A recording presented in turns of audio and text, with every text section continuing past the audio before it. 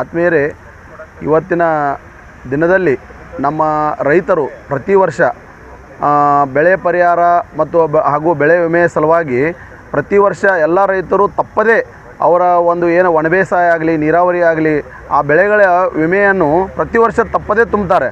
ಆದರೆ ಇವತ್ತಿನ ದಿನಮಾನದಲ್ಲಿ ನಮ್ಮ ಸರ್ಕಾರವಾಗಲಿ ಹಾಗೂ ವಿಮಾ ಕಂಪನಿಯವರಾಗಲಿ ಯಾವುದೇ ರೀತಿ ರೈತರಿಗೆ ಸರಿಯಾದ ರೀತಿಯಲ್ಲಿ ಪರಿಹಾರವನ್ನು ಒದಗಿಸಿಕೊಡ್ತಾ ಇಲ್ಲ. ಎಷ್ಟೋ ನಮ್ಮ ಜಿಲ್ಲೆಯಲ್ಲಿ, ನಮ್ಮ ಬಿಜಾಪುರ ಜಿಲ್ಲೆಯಲ್ಲಿ ಎಷ್ಟೋ ತಾಲೂಕಿನಲ್ಲಿ ಎಷ್ಟೋ ಜನ ರೈತರಿಗೆ ಅನ್ಯಾಯವಾಗಿದೆ. ಎಷ್ಟೋ ಜನರಿಗೆ ವಿಮಾ ಬಂದಿದೆ, ಕೆಲವೊಂದು ರೈತರಿಗೆ ವಿಮಾ ಬಂದಿಲ್ಲ.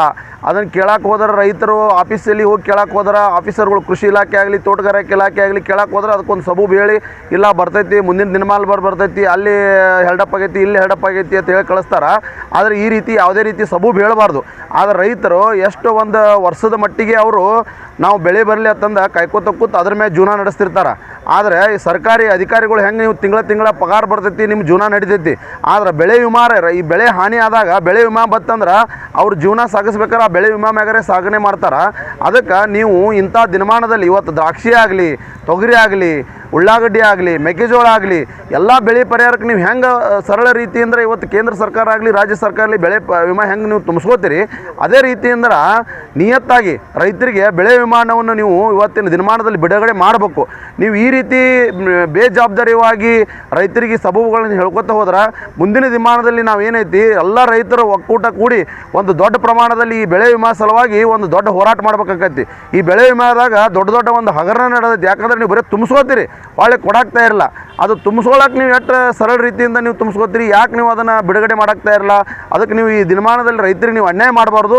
ಅದಕ್ಕೆ ನೀವು ಶೀಘ್ರವಾಗಿ ಸೂಕ್ತ ಕ್ರಮವನ್ನು ನಮ್ಮ ಜಿಲ್ಲಾಧಿಕಾರಿಗಳಾಗಲಿ, ಆಮೇಲೆ ಕೃಷಿ ಇಲಾಖೆ ಆಗಲಿ, ತೋಟಗಾರಿಕೆ ಇಲಾಖೆಯವರಾಗಲಿ ಇದಕ್ಕೆ ಸೂಕ್ತ ಕ್ರಮವನ್ನು ಕೈಗೊಳ್ಬೇಕಂತಂದ ನಾ ಈ ಸಂದರ್ಭದಲ್ಲಿ ನಮ್ಮ ಅಖಂಡ ಕರ್ನಾಟಕ ರಾಜ್ಯ ಪ್ರಧಾನ ಕಾರ್ಯದರ್ಶಿ ಆದಂಥ ಅರವಿಂದ್ ಕುಲಕರ್ಣಿ ಸರ್ ಹಾಗೂ ಜಿಲ್ಲಾ ಅಧ್ಯಕ್ಷರ ಒಂದು ಸಮ್ಮುಖದಲ್ಲಿ ಇವತ್ತು ತಮ್ಮಲ್ಲಿ ಈ ಮಾತನ್ನು ನಾನು ಕಿವಿಗೆ ಕೊಳ್ಳಕ್ಕೆ ಬಯಸ್ತೇನೆ.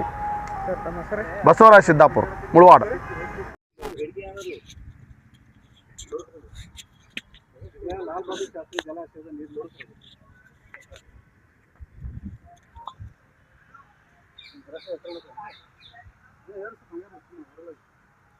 ವಿಜಯಪುರ ಜಿಲ್ಲೆ ಅಂತಂದ್ರೆ ಎಲ್ಲರಿಗೂ ನೆನಪಾಗೋದು 5 ನದಿಗಳು. ಅದೊಂದು ವಿಶೇಷ ನಮ್ಮ ದೇಶದಲ್ಲಿ. ವಿಜಯಪುರ ಜಿಲ್ಲೆದ 5 ನದಿಗಳು ನಾವು ಪಂಚನದಿಗಳ ಬೀಡು ತಿಳ್ಕೊಂಡು ಎಲ್ಲರೂ ಕರೀತಾರೆ. ಆ ಪಂಚನದಿಗಳ ಬೀಡಿದು ಹೇಳ್ಕೊಳಕಟ್ಟೆ ಸೀಮಿತ ಅದ. ಅದು ಮಧ್ಯಾಹ್ನ ಸಮಯ ಭಾಳ 5 ನದಿ ಅರ್ಧಪ್ಪ. ಈ ವಿಜಯಪುರ ಜಿಲ್ಲೆಗೆ ಏನೂ ಸಮಸ್ಯೆ ಇಲ್ಲ ನೀರಿಂದ ತಿಳ್ಕೊಂಡು ಬೇರೆ ರಾಜ್ಯದವರು ಅನ್ಕೋಬಹುದು, ಬೇಡ ನಮ್ಮ ಕರ್ನಾಟಕವೇ ಬೇರೆ ಜಿಲ್ಲೆದವರು ಅನ್ಕೋಬಹುದು. ಆದ್ರೆ ಇಲ್ಲಿರ್ತಕ್ಕಂಥ ವಸ್ತುಸ್ಥಿತಿನೇ ಬೇರೆ ಅದ. 5 ನದಿ ಹರಿದ್ರು ಕೂಡ ನಮ್ಮಲ್ಲಿ ಕುಡಿಲಿಕ್ಕೂ ಕೂಡ ನೀರಿಂದ ತತ್ವಾರ ಎದುರಾಗ್ತಾವ ಒಂದೊಂದು ಮಾರಿ. ಇನ್ನೂ ಕೆಲವೊಂದು ಭಾಗದ ಹಳ್ಳಿಗಳಲ್ಲಿ 400-500 ಕಿಲೋಮೀಟರ್ವರೆಗೆ ನಡ್ಕೊಂಡು ಹೋಗಿ ನೀರು ತರುವಂಥ ಪರಿಸ್ಥಿತಿ ನಿರ್ಮಾಣ ಆಗ್ಯದ. ಮತ್ತು ಹಂಗಾರೆ 5 ನದಿ ಹರಿದು ಪಂಚನದಿಗೆ ಬೀಳೋತನು ಉದ್ದೇಶ ಏನು? ಹಂಗಾರ ಆಲಮಟ್ಟಿ ಅಣೆ ಕಟ್ಟಿ ಕಿರಿ ಮುಳುಕಾಯ್ತು ಬೀಳಕ್ಕೆ ಬಂದು ಇನ್ನೊಂದು ಜಿಲ್ಲೆಯಲ್ಲಿ ಸಮಗ್ರ ನೀರಾವರಿ ಇಲ್ಲ, ಕುಡಿಲಕ್ಕೆ ನೀರಿಲ್ಲ ಅಂತಂದ್ರೆ ಮತ್ತು ರೈತರು ಫಲವತ್ತಾದ ಭೂಮಿ ಕಳ್ಕೊಂಡು ಲಕ್ಷಾಂತರ ಎಕರೆ ಜಮೀನ ಮನೆ ಮಠ ಕಳ್ಕೊಂಡು ನಿರಾಶ್ರಿತರಾಗಿ ದೊಡ್ಡ ತ್ಯಾಗ ಮಾಡಬೇಕಿದೆ. ಒಂದು ಭವಿಷ್ಯ ಉದ್ಧಾರ ಆಕೈತಿ, ಜನರು ಬದುಕು ಹಸನಾಗ್ತದೆ ತಿಳ್ಕೊಂಡೇವೆ. ಆದರೆ ಇಲ್ಲಿವರೆಗೂ ಕೂಡ ಪ್ರತಿಯೊಬ್ಬ ರೈತನ ಜಮೀನುಗಳಿಗೆ ನೀರು ಕೊಟ್ಟಿಲ್ಲ. ಮತ್ತು ಹಂಗಾರ ಇವರೆಲ್ಲ ಭೂಮಿ ವಶಪಡಿಸ್ಕೊಂಡು ಫಲವತ್ತಾದ ಭೂಮಿಯನ್ನು ತೊಗೊಂಡು ಹಾಳು ಮಾಡೋದು ಯಾಕೆ ಅವಶ್ಯಕತೆ ಏನಿತ್ತು? 2000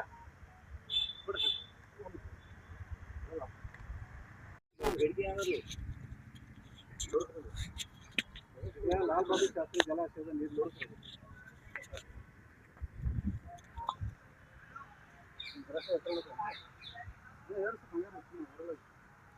ವಿಜಯಪುರ ಜಿಲ್ಲೆ ಅಂತಂದ್ರೆ ಎಲ್ಲರಿಗೂ ನೆನಪಾಗೋದು 5 ನದಿಗಳು. ಅದೊಂದು ವಿಶೇಷ ನಮ್ಮ ದೇಶದಲ್ಲಿ. ವಿಜಯಪುರ ಜಿಲ್ಲೆದ 5 ನದಿಗಳು ನಾವು ಪಂಚನದಿಗಳ ಬೀಡು ತಿಳ್ಕೊಂಡು ಎಲ್ಲರೂ ಕರೀತಾರೆ. ಆ ಪಂಚನದಿಗಳ ಬೀಡಿದು ಹೇಳ್ಕೊಳಕಟ್ಟೆ ಸೀಮಿತ ಅದ. ಅದು ಮಧ್ಯಾಹ್ನ ಸಮಯ ಭಾಳ 5 ನದಿ ಅರ್ಧಪ್ಪ. ಈ ವಿಜಯಪುರ ಜಿಲ್ಲೆಗೆ ಏನೂ ಸಮಸ್ಯೆ ಇಲ್ಲ ನೀರಿಂದ ತಿಳ್ಕೊಂಡು ಬೇರೆ ರಾಜ್ಯದವರು ಅನ್ಕೋಬಹುದು, ಬೇಡ ನಮ್ಮ ಕರ್ನಾಟಕವೇ ಬೇರೆ ಜಿಲ್ಲೆದವ್ರು ಅನ್ಕೋಬಹುದು. ಆದ್ರೆ ಇಲ್ಲಿ ಇರ್ತಕ್ಕಂಥ ವಸ್ತುಸ್ಥಿತಿನೇ ಬೇರೆ ಅವ. 5 ನದಿ ಹರಿದ್ರು ಕೂಡ ನಮ್ಮಲ್ಲಿ ಕುಡಿಲಿಕ್ಕೂ ಕೂಡ ನೀರಿಂದ ತತ್ವಾರ ಎದುರಾಗ್ತವೆ ಒಂದೊಂದು ಬಾರಿ. ಇನ್ನೂ ಕೆಲವೊಂದು ಭಾಗದ ಹಳ್ಳಿಗಳಲ್ಲಿ 4-5 ಕಿಲೋಮೀಟರ್ ವರೆಗೆ ನಡ್ಕೊಂಡು ಹೋಗಿ ನೀರು ತರುವಂತ ಪರಿಸ್ಥಿತಿ ನಿರ್ಮಾಣ ಆಗ್ಯದ. ಮತ್ತೆ ಹಂಗಾರೆ 5 ನದಿ ಹರಿದು ಪಂಚ ನದಿಗೆ ಬೀಳೋತನು ಉದ್ದೇಶ ಏನು? ಹಂಗಾರ ಆಲಮಟ್ಟಿ ಅಣೆ ಕಟ್ಟಿ ಕಿರಿ ಮುಳುಕಾಯ್ತು ಬೀಳಕ್ ಬಂದು ಇನ್ನೊಂದು ಜಿಲ್ಲೆಯಾಗ ಸಮಗ್ರ ನೀರಾವರಿ ಇಲ್ಲ, ಕುಡಿಲಕ್ಕ ನೀರಿಲ್ಲ ಅಂತಂದ್ರ ಮತ್ತೆ ರೈತರು ಫಲವತ್ತಾದ ಭೂಮಿ ಕಳ್ಕೊಂಡು ಲಕ್ಷಾಂತರ ಎಕರೆ ಜಮೀನ ಮನೆ ಮಠ ಕಳ್ಕೊಂಡು ನಿರಾಶ್ರಿತರಾಗಿ ದೊಡ್ಡ ತ್ಯಾಗ ಮಾಡಬೇಕಿದೆ. ಒಂದು ಭವಿಷ್ಯ ಉದ್ಧಾರ ಆಕೈತಿ, ಜನರು ಬದುಕು ಹಸನಾಗ್ತಾ ತಿಳ್ಕೊಂಡೇವೆ. ಆದ್ರೆ ಇಲ್ಲಿವರೆಗೂ ಕೂಡ ಪ್ರತಿಯೊಬ್ಬ ರೈತನ ಜಮೀನುಗಳಿಗೆ ನೀರು ಕೊಟ್ಟಿಲ್ಲ. ಹಂಗಾರ ಇವರೆಲ್ಲ ಭೂಮಿ ವಶಪಡಿಸಿಕೊಂಡು ಫಲವತ್ತಾದ ಭೂಮಿಯನ್ನು ತಗೊಂಡು ಹಾಳು ಮಾಡೋದು ಯಾಕೆ ಅವಶ್ಯಕತೆ ಏನಿತ್ತು? 2000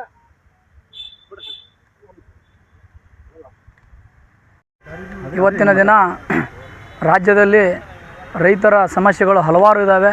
ಆದರೂ ಕೂಡ ರಾಜ್ಯ ಸರ್ಕಾರ ಎಚ್ಚೆತ್ತುಕೊಂಡು ರೈತರ ಸಮಸ್ಯೆಗಳನ್ನು ಬಗೆಹರಿಸ್ತಾ ಇಲ್ಲ. ಮೊದಲನೇ ಸಮಸ್ಯೆ ಏನಂದ್ರೆ ರೈತರಿಗೆ ಹೊಲಗಳಿಗೆ ಹೋಗುವಂಥ ರಸ್ತೆಯ ಸಮಸ್ಯೆ. ಈ ರಸ್ತೆ ಸಮಸ್ಯೆ ಹಲವಾರು ದಿನಗಳಿಂದ ರೈತರು ತಮ್ಮ ಹೊಲಗಳಿಗೆ ಹೋಗ್ಬೇಕಾದ್ರೆ ಪಕ್ಕದಲ್ಲಿರುವಂಥ ರೈತರು ರಸ್ತೆ ಬಂದ್ ಮಾಡಿದರೆ ಹೊಡೆದಾಡಿ ಕೋರ್ಟಿಗೆ ಹೋಗಿ ಮತ್ತು ಜೀವಗಳು ಕಳ್ಕೊಂಡಾರ. ಇಷ್ಟೆಲ್ಲ ಕಳ್ಕೊಂಡ್ರು ಮತ್ತು ನಮ್ಮ ರೈತ ಸಂಘಟನೆಯಿಂದ ಹಲವಾರು ಸರಿ ಹೋರಾಟಗಳನ್ನು ನಮ್ಮ ಗುರುಗಳ ನೇತೃತ್ವದಲ್ಲಿ ಹೋರಾಟ ಮಾಡಿದರೂ ಕೂಡ ಇದಕ್ಕೆ ಒಂದು ಇತ್ಯರ್ಥ ಕಾನೂನನ್ನು ತಿದ್ದುಪಡಿ ಮಾಡುವಂಥ ತಾಕತ್ತು ಈ ರಾಜ್ಯ ಸರ್ಕಾರದ ರಾಜಕಾರಣಿಗಳಲ್ಲಿಲ್ಲ. ಈ ಹೇಡಿಗಳ ಕೈಯಲ್ಲಿ ನಾವು ರಾಜಕೀಯನ ಕೊಟ್ಟು ಇವತ್ತಿನ ದಿನ ನಮ್ಮ ರೈತರು ನರಳುವಂಥ ಪರಿಸ್ಥಿತಿ ಬಂದೈತಿ. ಇವತ್ತು ಯಾಕಂದ್ರೆ ಬೇಗನೆ ರಾಜ್ಯ ಸರ್ಕಾರದವರು ಎಚ್ಚೆತ್ತುಕೊಂಡು ಅದೇ ರೀತಿಯಾಗಿ ಕೃಷ್ಣ ಬೈರೇಗೌಡರು ಕೂಡ ಎಚ್ಚೆತ್ತುಕೊಂಡು ಈ ದಾರಿಯ ಸಮಸ್ಯೆ ಬೇಗನೆ ಇತ್ಯರ್ಥಗೊಳಿಸಬೇಕು.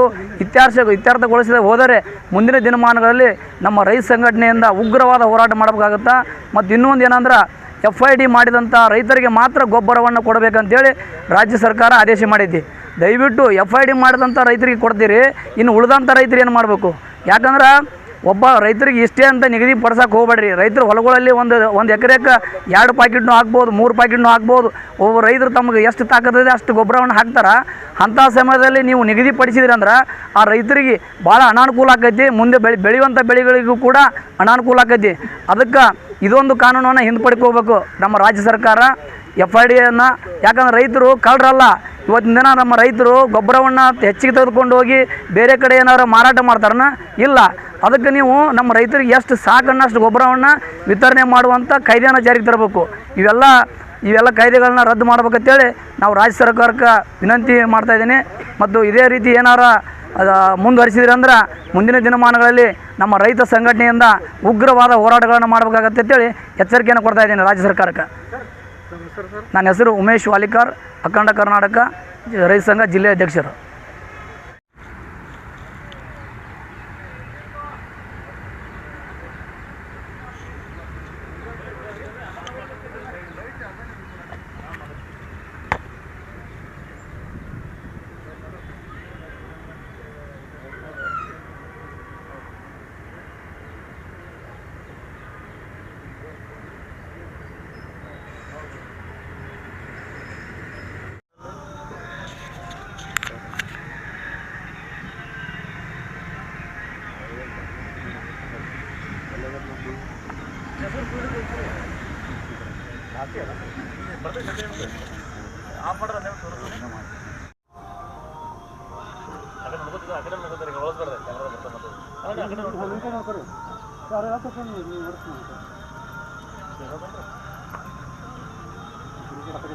ಆ